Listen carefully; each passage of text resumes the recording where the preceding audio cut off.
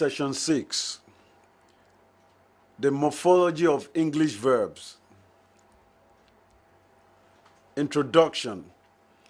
Inflection plays an important role in the morphology of English words.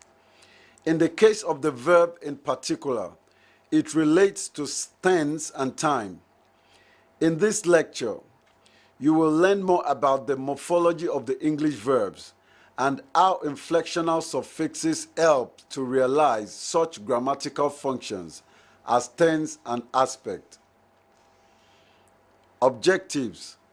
At the end of this lecture, you should be able to 1. Demonstrate the grammatical functions of inflectional suffixes in English verbs, and 2. Determine whether a verb is expressing past time, past participle, or progression. Pretest. 1. What is inflectional suffix? 2. What is tense? 3. What is the relation between tense and time? Content. You will remember that certain types of inflection, grammatical ending, are attached only to specific categories. For example, verbs in English can be recognized by the fact that they have up to 5 distinct forms, an uninflected base form and 4 different inflections. The present tense S, past tense D, participle N, and ing inflections. Inflection verbs. Take 2. Inflection. Verbs, tense and person. English verbs take inflections to inflect. Take 2. English verbs take inflections to reflect certain grammatical functions, such as tense and person. The grammatical system of tense is based on the verb and verbal inflections. English verbs form the past tense by adding the form T, D, or ID according to the final sound of the verb. In writing, the past tense morpheme is written as ed, look, looked, laugh, laughed, etc. The principle of phonological conditioning we have just considered in the discussion of the morphemic structure of plural nouns in English also applies to English lexical verbs. Both regular and irregular verbs in English take the past tense morpheme, written as ed.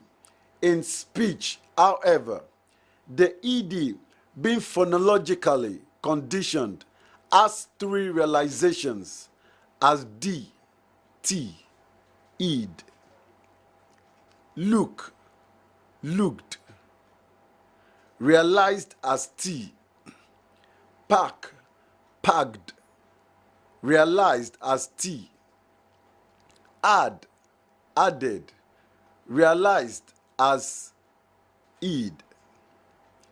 Pad, padded, realized as ed. Pat, patted, realized as ed. As with the plurals of nouns, English has a small number of verbs with irregular past tense formation. Caught, curt, sleep, slept, creep, crept, etc. In addition to the past tense, English verbs have a form called the par express, plurality as in the case of nouns. The inflectional suffix s is added to verbs when they are preceded by a singular noun subject. Example, he reads, he goes. The past tense morpheme. A similar pattern of phonological conditioning is seen in the pronunciation of the regular past tense ending of the verb. The irregular formation of the past tense and the past participle compose many allomorphs of the past tense and past participle morphemes. Let us look at regular formation of the past tense. In the regular verb, the same sounds are used for making the past tense and the past participle, and the same phonological patterns can be seen. However, the past tense marker and the past participle marker are members of two different morphemes because their meanings are different. Examples are miss, missed, missed, laugh, laugh, laughed, laughed. The past tense morpheme in the verbs above is pronounced T. The T then is one allomorph of the past tense morpheme. Another allomorph of the past tense morpheme is D. Brag, bird, love, loves, bragged, bragged, loved, loved. The third allomorph that we shall examine is the ID, which is an extra syllable. This occurs after the sounds T and D. Need, need, demand, demand, needed, needed, demanded, demanded. Third person singular and present participle. Like nouns, verbs have a number of formal features. One is the form that occurs after singular noun subjects, like goes, thinks, imagines, emancipates. These are usually called third-person singular forms, but this term, besides being rather jargonish, is somewhat misleading. English words do not express singular and plural. We do not have one form that means imagine once and another which means imagine several times. Take two. And another which means imagine several times. We have just a form imagines occurring after subjects. Take two. We have just a form imagines occurring after subjects like E, Sam, the man, and the form imagine occurring after I, you, they, Sam, and Emily, the men. Phonemically, this form is constructed just like the regular plural of nouns. We add S when the base form ends in P, T, F, stops, stops, aids, aids, kicks, kicks, laughs, laughs. We had is after S, Z, I, T, and D. Misses, misses, supposes, supposes. Apart from the verb be, which is altogether special, there are only three verbs which make this form irregularly. These are as, have, as, I've, do, does, do, does, and say, says, say, says. If these were regular, they would be haves, does, and says. The past tense past participle. A third feature is the past tense. As with plural of nouns, we have one large regular formation and a number of small irregular ones. Regular verbs form the past tense by adding T, D, or ID according to the final sound of the simple verb. If the simple form ends in P, K, F, S, S, or TS, we add T. Stopped, stabbed, tugged, act, loved, laughed, missed, missed, smashed, smashed, arched, arched, If the single ones end in T or D, we add id, ated, ated, ended, ended, emancipated, emancipated.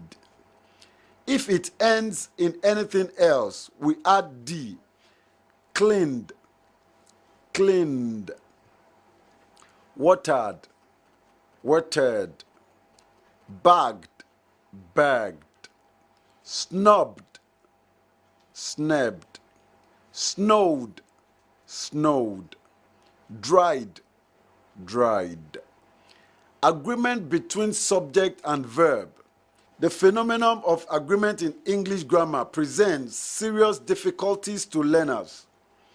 The term agreement is used to refer to the relationship between the inflectional forms of different elements within a sentence. For instance, verbs agree with their subjects in number and person by means of the inflectional suffixes. A singular subject requires a singular form of the verb. Example, he goes. And a plural subject requires a plural form of the verb, they go. Errors of agreement are not only found among primary school leavers. Even advanced learners in tertiary institutions are not free from such errors. Errors in agreement occur when the relationship between subject and verb or a pronoun and its antecedent is violated. Learners encounter difficulties in the following cases. A. Singular subject followed by a plural modifier takes a singular verb. Example, the cause of the riots is yet to be known. B. Compound subjects take plural verbs without regard to the number of their individual members. Example, 1. The woman and her child are waiting. 2. The woman and her children are waiting. C. When one subject is singular and the other is plural, the simplest solution is to let the verb agree with the one closer to it. Example, neither the leaders nor the opportunity was available. Neither the opportunity nor the leaders were available. Collective nouns. Collective nouns designate a group of entities or people. Example, team, crowd. In their singular forms, they usually take singular verbs and are referred to by singular pronouns, provided the group is considered as a unit. But if the group is regarded as a number of individuals, then the verb and the pronoun should be plural. 1. The team is leaving tomorrow. 2. The team are dressing for the game. 3. The team is leaving tomorrow. It will arrive at 8 p.m. 4. The team are dressing for the game. They will be on the field by 9 p.m. Study session summary. In the lecture, you have seen the role of inflection in the way English verbs relate to the grammatical function of tense, time, and aspect. The range of inflections permissible in the morphology of specific verbs, categories in English is identified. Clearly, it is shown that inflections perform important grammatical functions in the use of verbs in English. Example, agreement or concord, tense and aspect. Take 2. Post-test. 1. How will you distinguish between regular and irregular verbs? 2. What is tense? 3. What is aspect? End of study session 6. Thank you for listening.